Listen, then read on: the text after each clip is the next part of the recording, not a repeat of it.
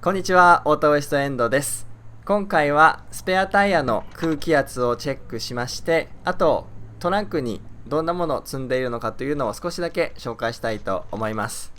今回スペアタイヤを確認しようと思ったのは、こちらのパーツがですね、以前スペアタイヤを取り付けた時に取り外すのにだいぶ苦労したスペアタイヤを固定するボルトです。これがもう曲がってしまっていて、それで取り外すのが大変だったんですが、それを、ディーラーで今パーツをオーダーして、もうそろそろ届きますので、その取り付けるタイミングでこの空気圧もチェックをしておこうかなということでやっております。こんな感じで取り出しますが、すごいね、ツヤがある、いろいろ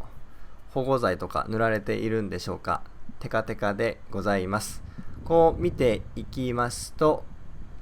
一時的な使用のみと書いてありまして、そしてダンロップ製ですね。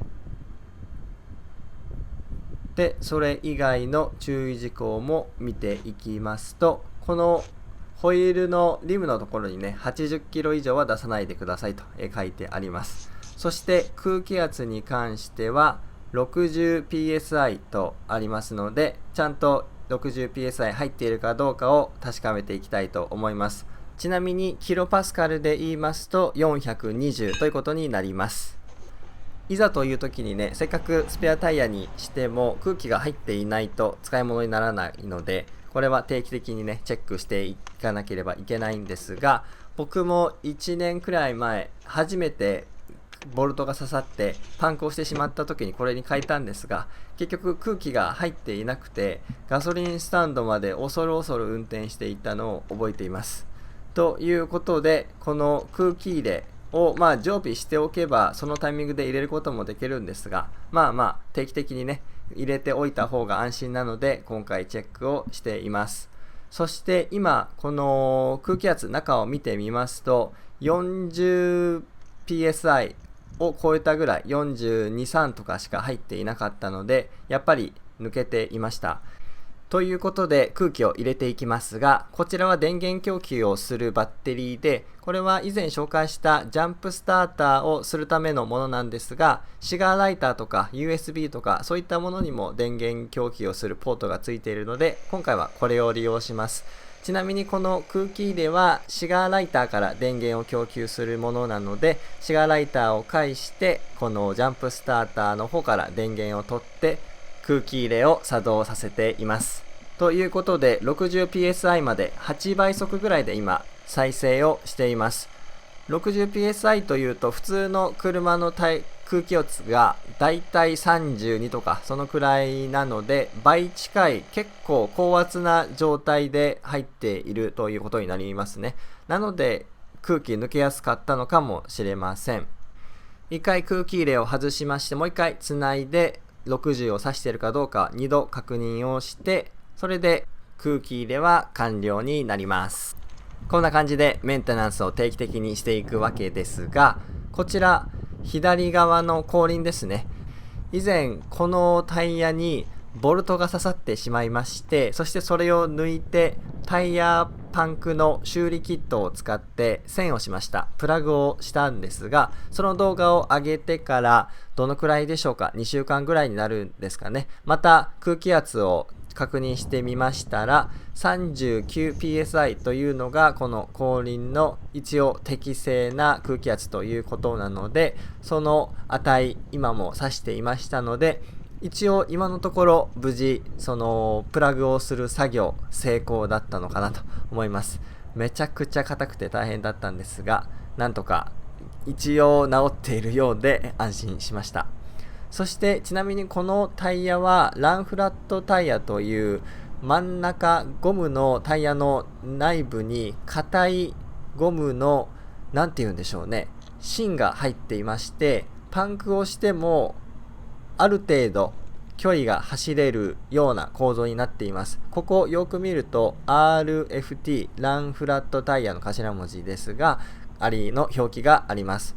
そして速度は80キロ以上まで出すことができて、その長距離走ることができませんが、修理屋さんとかその状態で走れるということになります。なので実際これがあればスペアタイヤいらないような気もしますが、このランフラットタイヤをパンクした状態でゴムのね芯の部分で走ってしまうと、結局そのタイヤ自体の構造を傷つけてしまうので、パンクが仮に修理できたとしてもその後使うことができないという事態になってしまいます。ちなみに今映像の方は以前パンクを修理してプラグをした位置になります。結構上多めに残してプラグを切り取ったんですが、いい感じで平らになっていますね。一安心というところなんですが、また今後も定期的にチェックしていきたいと思います。ちなみにランフラットタイヤがパンクをしてしまった際、パンク走行をせずすぐスペアタイヤに交換をしておけば、加えてパンク修理キットが使えるような損傷であった場合にはこんな感じでまた修理をして使えますので、スペアタイヤあるには越したことはないのかなとは思います。ただ今燃費が悪くなったり、スペアタイヤ重いので、あとはパンク修理キットとかのみ積んでいる車が増えてきました。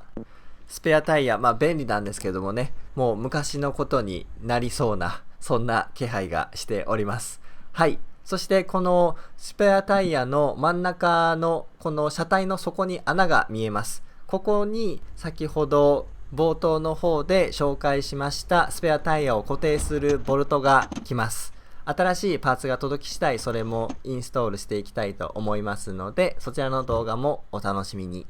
ただねつけるだけなんですけどね。はい。はい。そして今回の動画、一応こんな感じでメンテナンスは終了ということなんですが、せっかくなので普段僕がトランクに何を積んで持ち歩いているのかというのを少しだけお見せしようと思います。なんかね、ここ下ガチャガチャいろいろ工具を入れておりますが、この部分はまた今度にして、上の部分、このリッドを下げたこの上の部分のご紹介を少しだけしようかなと思います。なるべく重くならず、でも必要なものは積んでおこうということでやっておりますが、まず見えてきたのは、これは石鹸水をスプレーボトルに入れてます。手を洗ったりとかそういうことに使っています。そしてディーテールブラシとか汚れとかを拭いたり掃除したりするのに使っております。そしてこちらは雪かき、雪を崩すような冬に使うものですね。あんまり車体傷つけてもあれなので、窓とかね、なのでもう本当に緊急の緊急で使えればということで入れております。そしてゴム手袋があり、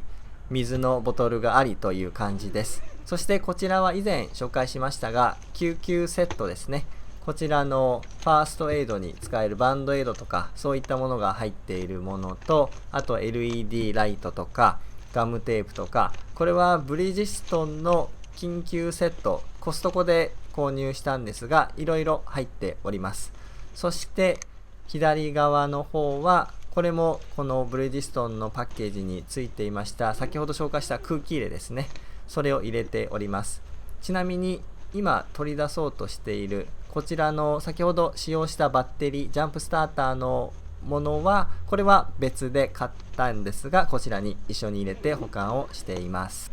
ジャンプスターター系と、あと救急セット、そういうのは小さいカバンみたいなところにこんな感じでまとめておくと、いざという時に便利だと思います。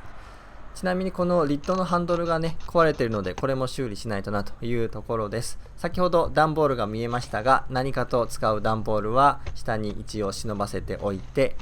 そしてエコバッグはただ買い物に使うっていうだけです。このクリアケースの中は車の整備とかそういった時に必要なものを入れています。帽子とか、あと工具を持ち歩いていない時、必要最低限の工具は常備するように、六角棒とか、あとはドライバーとかラジオペンチとか IKEA のメジャーとかもね入っていますが、こんな感じで最小限最低限持っております。あとはこの青い錠後とかエンジンオイルとかクーラントをね緊急で入れなければいけないように持っていたり、そしてこの黒い布バッグの中は T シャツとかそんな服が入っています。これももっと軽量化できそうですが、現状こんな感じです。あと手を拭くウェットティッシュとか、そしてこちらは傘もねこんな感じでなぜかポルシェですがいや別にこれポルシェが好きだからっていうそういう特別な理由があるわけではなく、ただこの柄の部分がねまっすぐストレートなので持ち運びしやすいというか、トランクの中で邪魔にならないっていう理由なだけです。そしてここのアンプ類とかが入っているこのスペース結構おすすめです。 X5 お乗りの方でこのスペース空いているという方は活用してみてはいかがでしょうか。こんな感じで奥さんの無印の化粧水かな